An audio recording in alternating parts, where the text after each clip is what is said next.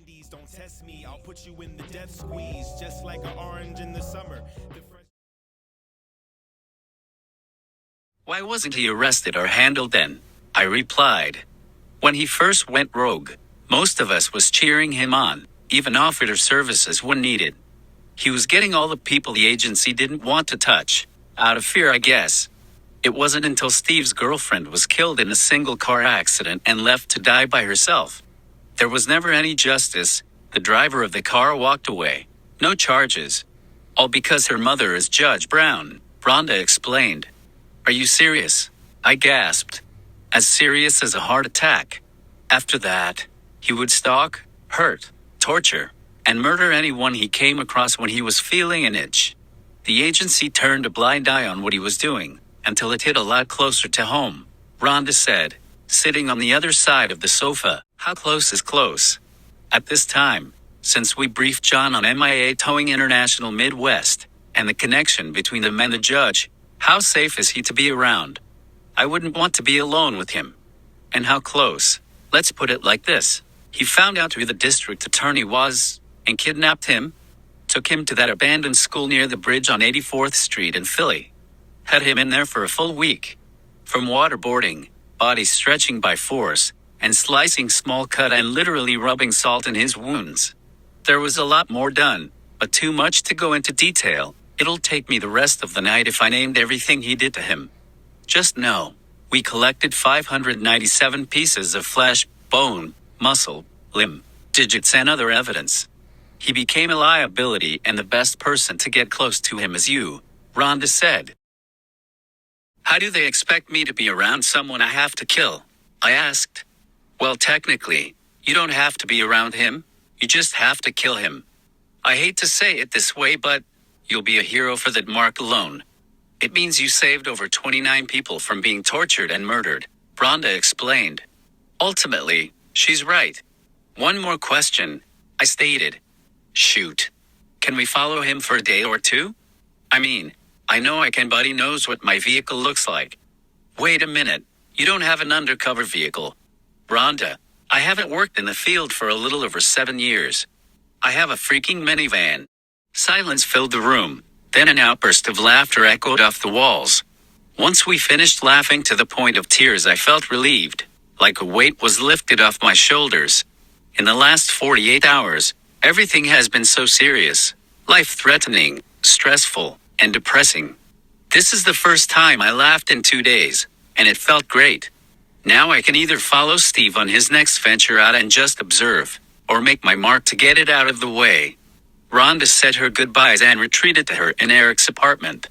I locked my door after making sure she got across the hub without any problems from Steve, who was still sitting there working.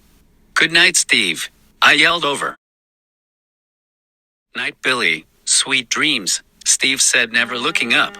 In the distance I can hear my phone vibrating against the coffee table. The first thing that popped in my mind is that something's wrong with Michael. Running to the other side of the room, I may have hit and bumped every part of my lower extremities trying to get to the phone.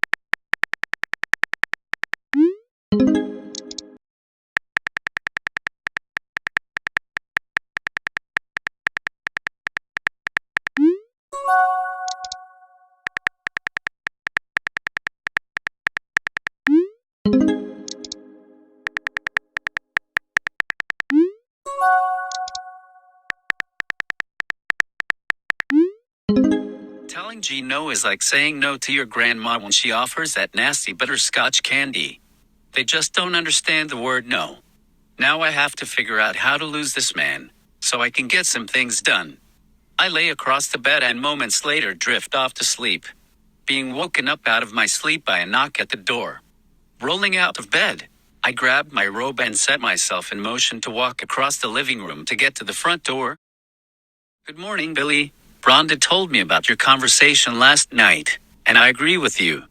You should follow him around to see if he's up to something, but you better hurry up because he just left. I didn't mean to, but in a hurry I slammed the door in Eric's face in a rush to get ready. I yelled out sorry, but I don't believe he could hear me. I washed all the main parts and brushed my teeth. I don't have time for a full shower, plus it'll dry my skin out after just taking one right before bed. Eric and Rhonda meets me at the hub. I'm going to stay behind to keep an eye on him. I'll be your eyes when and if you lose him, Rhonda said, pointing at an active map and a dot moving fast on the highway. Oh yeah, Gina's sending me a security detail. I begged her not to, but he's already on his way to my house, I mentioned.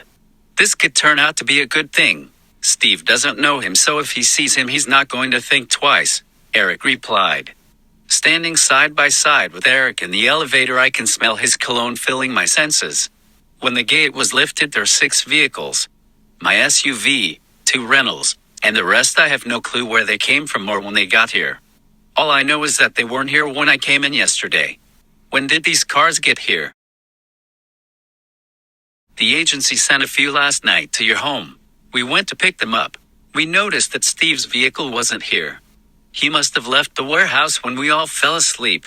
Billy, he can't make it back here tonight. Another body was found. This time, it was a teenager. We have to stop him. He's my friend. I'll take care of it. I'm sure you can, but you've been out of the field for too long.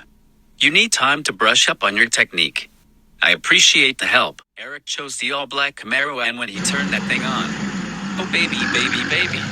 The chills that went up my spine from the roar of the engine was nothing short of a boost of adrenaline. I yelled out over the sound that I needed one of these. The gate raised up.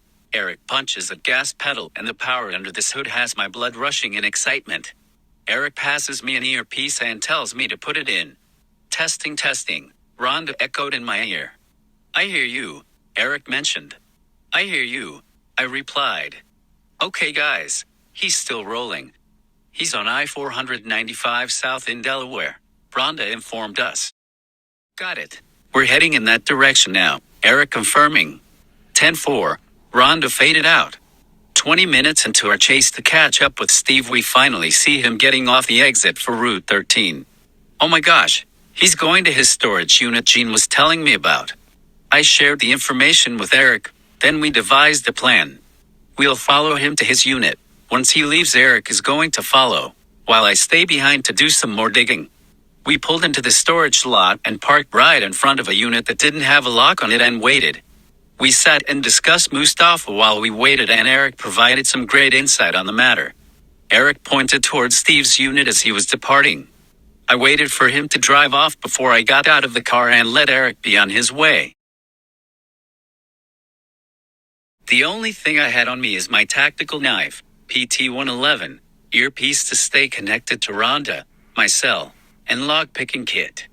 More than enough to handle the job as well as protect myself. The coast was clear. I made my way to his unit and gained access a lot quicker than I expected. Mainly because it was a letter lock combo and you can only pick 3 letters. What better letters than CIA? I lifted the gate and can't believe what I was seeing. 6 adult human-sized pods with random people in each one. Rhonda, can you hear me? Yes, ma'am. What's going on? There's people in pods. There's 6 of them. Are they alive? I don't know. I reached out to the one I've been standing in front of for the past 5 minutes. I reached out my hand and his eyes opened, but there was nothing behind them. As if he's comatose but awake. I go around the room and touch each pod. Every one of them responded the same way. I took a short video and sent it back to the hub. Rhonda, did you get the message? The line was silent. Rhonda, are you there? My phone started going off. I put my phone in my pocket.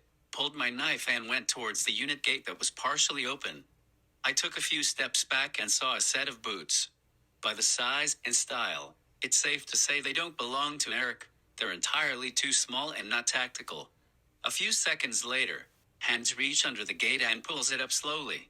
I know for sure it's not Eric, because of the color of his hands. In the back of me, I heard a clicking sound, like something was opening. I slowly turned and one of the pods was cracked open and some kind of fluid was drooping out. All I know is that I need to get out of here before this liquid comes spewing out. I put my knife away and get ready for battle. As soon as the unit gate was halfway, I grabbed the wrist of the man on the outside, slamming his face against the gate as hard, fast, and as many times as I could. As long as he was standing, I was pulling, letting go a little and pull again. His head hits the gate one more time and his legs give out. Looking in his face with blood pouring from his nose, I pull Steve into the unit and slit his throat. I may have waited about 10 minutes to make sure he wasn't breathing. Billy, are you okay? I'm fine. The mark has been made, but what are we going to do about the people in these pods? Nothing. Get out of there because the cleanup team is 5 minutes out. Looking around for something I can take back to find out what he was doing, and who else is involved. I ran across a laptop under a stack of papers. I grabbed everything that was in that pile, including the laptop. Billy, they're pulling in. Are you on the move? Yes, I'm leaving now and heading around the back so we don't cross paths. Okay, good. You're going to see an all-black navigator. Get in the back seat. He's going to bring you back. Who is he? Mustafa, the security that your friend sent. We already ran his records. He's on the up and up. See you when you get back.